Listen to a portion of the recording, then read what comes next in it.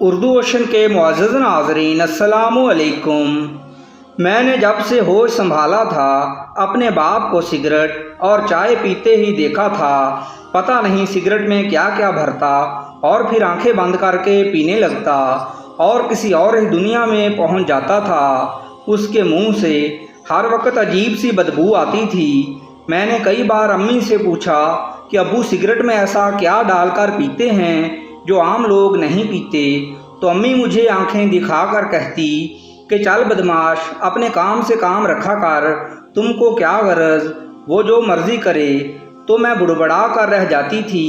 میں بہن بھائیوں میں سب سے بڑی تھی اور ماں کی لاڈلی بھی تھی، بلکہ یوں کہنا زیادہ مناسب ہوگا کہ میں اپنی ماں کی دوست تھی۔ بچپن سے ہی گھر کا سارا کام بھاگ بھاگ کر کرتی تھی، تو امی نے میری کام میں دلچسپی دیکھتے ہوئے مجھے اسکول سے اٹھا لیا اور سلائی سیکھنے پر لگا دیا۔ لیکن یہ ہنر گھر پر تو سیکھنا ممکن نہیں تھا، اس لیے ماں نے مجھے ہمسائی کے گھر بھیجنا شروع کر دیا۔ ہماری ہمسائی، جس کا نام رضیہ تھا، کپڑے سلائی کرنے میں بڑی استانی تھی۔ اس کے پاس کئی لڑکیاں کام سیکھنا چاہتی تھیں، لیکن وہ کسی کو اپنے ساتھ نہیں بٹھاتی تھی۔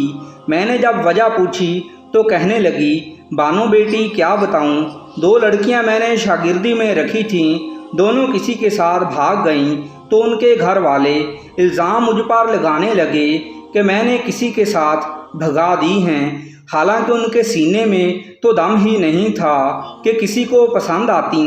میں حیران ہو کر استانی کے منہ کی طرف دیکھنے لگی اور پوچھا کہ باجی، سینے میں دم بھلا کیسے ہوتا ہے؟ تو میری بات سن کر مسکرانے لگی اور غور سے میرے سینے کی طرف دیکھ کر کہنے لگی کہ بانو بیٹی، تمہیں کیا بتاؤں، دم تو مجھے تمہارے سینے میں بھی نہیں لگتا۔ میں منہ کھول کر اس کی عجیب عجیب باتیں سن رہی تھی۔ وہ ایسی ہی تھی، بڑی بڑی باتیں مذاق میں کہہ ڈالتی تھی۔ مجھے تھوڑی بہت ہی سمجھ آتی تو آپ نے مجھے اپنے پاس کیوں رکھا ہے باجی؟ میں نے معصومیت سے پوچھا تو کہنے لگی، ایک تو تم میری ہمسائی ہو، پھر تیری ماں سے میری پرانی دوستی بھی ہے، بس اسی لیے اس کی بات کیسے موڑ سکتی تھی؟ باجی رضیہ کے منہ سے ایسی باتیں سن کر میرا سینہ فخر سے چوڑا ہونے لگا تھا، کیونکہ جو استانی کسی لڑکی کو اپنی شاگرد نہیں رکھتی تھی وہ میری ماں کی پکی دوست تھی، اسی لیے میں دل لگا کر کام سیکھنے لگی تھی۔ ایک دن مجھے اچانک پوچھنے لگی کہ بانو تیری عمر کیا ہے؟ تو میں نے انگلیوں پر حساب لگا کر بتایا کہ باجی 2 مہینے بعد 16 سال کی ہو جاؤں گی۔ تو مجھے کہنے لگی کہ تمہاری شادی کب کرنی ہے تیری ماں نے؟ میں شرما کر بولی کہ باجی ابھی تو میں نے سلائی کڑھائی سیکھنی ہے، پھر لوگوں کے کپڑے سی کر بہت سے پیسے کمانے ہیں اور اپنے بھائی بہنوں کو اچھی تعلیم دلوا کر ہی شادی کروں گی، کیونکہ باجی آپ کو تو پتہ ہے میرا باپ کام تو کوئی کرتا نہیں ہے، بس اس کو چائے اور سگریٹ مل جائے تو اس کا دن اچھا گزر جاتا ہے۔ پتہ نہیں کیا کیا گند بلا سگریٹ میں ڈال کر پیتا ہے وہ۔ میری بات سن کر باجی رضیہ زور زور سے ہنسنے لگی اور کہنے لگی، تمہیں کیا پتہ بانو وہ سگریٹ میں کیا ڈال کر پیتا ہے اور اس کا فائدہ کیا ہے؟ میں نے حیرانی سے پوچھا، باجی یہ آپ کیا کہہ رہی ہیں؟ تو باجی کہنے لگی کہ بانو بھلے وہ کماتا نہیں ہے، لیکن پھر بھی تیری ماں کو بہت پسند ہے وہ۔ میں نے پوچھا، آپ یہ بات کیسے کہہ سکتی ہیں؟ تو باجی بولی، بانو تم نے دونوں کو گھر میں جھگڑا کرتے دیکھا ہے کبھی؟ میں نے سوچ کر انکار میں سر ہلا دیا۔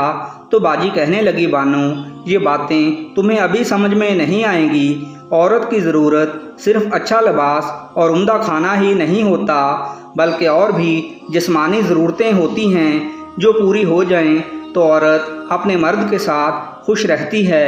میں نے ناسمجھی میں سر ہلا ڈالا تو باجی نے میرے سر پر ہلکی سی چپت لگائی اور پیار سے کہنے لگی، بانو یہ باتیں گھر جا کر مت بتا دینا، ورنہ تیری ماں کہے گی رضیہ نے میری بیٹی خراب کر دی ہے۔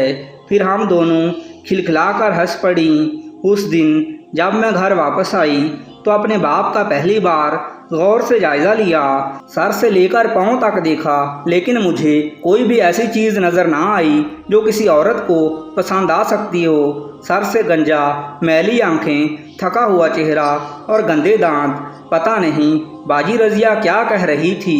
یہ بندہ بھلے میرا باپ تھا، لیکن اس کا حلیہ ایسا تھا کہ کسی عورت کو پسند آ ہی نہیں سکتا تھا۔ میں دل میں باجی کی معصومیت پر خوب ہنسی تھی، لیکن خاموش رہی۔ ہاں، باجی کی ایک بات سچی تھی، بھلے میرا باپ زیادہ وقت گھر میں بیکار پڑا رہتا تھا اور کام کاج نہ ہونے جیسا ہی کرتا تھا، پھر بھی میری ماں اس سے جھگڑا نہیں کرتی تھی۔ عجیب عورت ہے میری ماں، اور کمال کا اندازہ ہے باجی کا۔ میں نے مجبوراً دل میں باجی کو داد دی، لیکن یہ حقیقت اپنی جگہ تھی کہ مجھے نہ تو باجی کی بات سمجھ آئی تھی، نہ اپنے ماں باپ کی اندرونی کہانی پلے پڑی تھی۔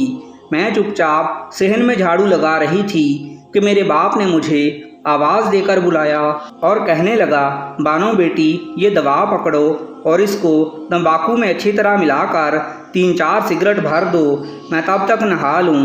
آج تیری پھپھو کی طرف جانا ہے۔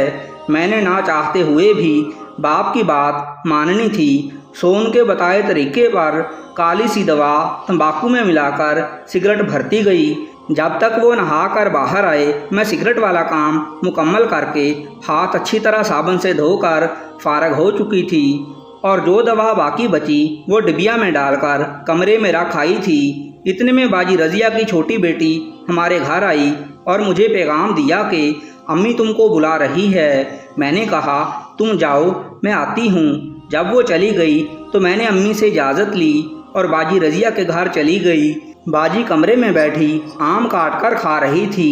مجھے کہنے لگی، آ جا بانو، تو بھی کھا لے، آج تو تم کو صرف اسی لیے بلایا ہے۔ میں حیران بھی ہوئی اور خوش بھی، اور باجی کے ساتھ بیٹھ کر آموں کی دعوت اڑانے لگی۔ اسی دوران باجی رضیہ کا شوہر کمرے میں آیا اور آنکھ سے کوئی اشارہ کر کے چلا گیا۔ میں نے اس کو اشارہ کرتے دیکھ لیا تھا۔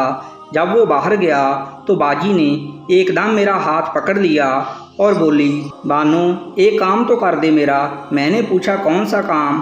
تو کہنے لگی کہ جو دوا تیرا باپ سگریٹ میں ڈال کر پیتا ہے وہ تھوڑی سی لا کر دے دو، اور کسی کو بتانا مت۔ میں ششو پنج کا شکار ہو گئی۔ مجھے صرف اتنا ڈر تھا کہ ابو کو پتہ نہ چل جائے اور مجھے ڈانٹ نہ پڑے، ورنہ باجی رضیہ کی بات میں کیسے ٹال سکتی تھی۔ جب میں نے یہ خدشہ ظاہر کیا تو باجی نے کہا کہ تم خاموشی سے نکال کر لا دو، اگر کسی کو شک ہوا بھی تو کم سے کم تم پر تو نہیں ہوگا۔ میں اسی وقت گھر آئی۔ میرا باپ تب تک پھوپھو کے ہاں نکل گیا تھا۔ میں نے ڈبیا سے تھوڑی سی دوا نکالی اور باجی کو دے دی۔ وہ بہت خوش ہوئی، کہنے لگی، بانو آج تو دل خوش کر دیا، میں آج تھوڑی سی پیوں گی اور میرے ساتھ تم بھی پینا۔ لیکن میں نے انکار کر دیا تو اس نے مجھے بلیک میل کرتے ہوئے کہا کہ سوچ لو بانو، لڑکیاں بہت ہیں کام سیکھنے والی، لیکن میں نے صرف تم کو ہی اجازت دی ہے۔ تو میں خاموش ہو گئی۔ اس دن میں نے پہلی بار بھری ہوئی سگریٹ پی تھی۔ شروع میں مجھے عجیب سا احساس ہوا، بعد میں 2 اور پیے۔ میرے ساتھ باجی رضیہ اور اس کے شوہر نے بھی پیے تھے۔ بس پینے کی دیر تھی کہ میرے جسم میں چیونٹیاں سی رینگنے لگ پڑیں۔ میرے سینے میں ایسی آگ لگ پڑی تھی جو پہلے کبھی نہیں لگی تھی، اور جسم میں عجیب سا درد پیدا ہو گیا تھا جس کا مداوا صرف باجی رضیہ اور اس کے شوہر کے پاس تھا۔ اس کے بعد میں نے اس سفر میں مڑ کر نہیں دیکھا۔ اب مجھے سمجھ آ گئی تھی کہ میری ماں میرے باپ کے ساتھ خوش کیوں رہتی تھی، کیونکہ وہ بھی ہم سے چھپ کر کبھی کبھار یہ شغل کیا کرتی تھی۔ یہ دوا جنسی اور جسمانی قوت کو وقتی طور پر بڑھا دیتی تھی اور انسان خود کو کسی اور ہی دنیا کا باشندہ سمجھتا تھا۔ میں نے اپنی ساری جوانی اسی لت میں برباد کر لی۔ آج جب اپنا احتساب کرتی ہوں تو دعا کرتی ہوں کہ کسی کو بھی ایسی گندی لت نہ لگے۔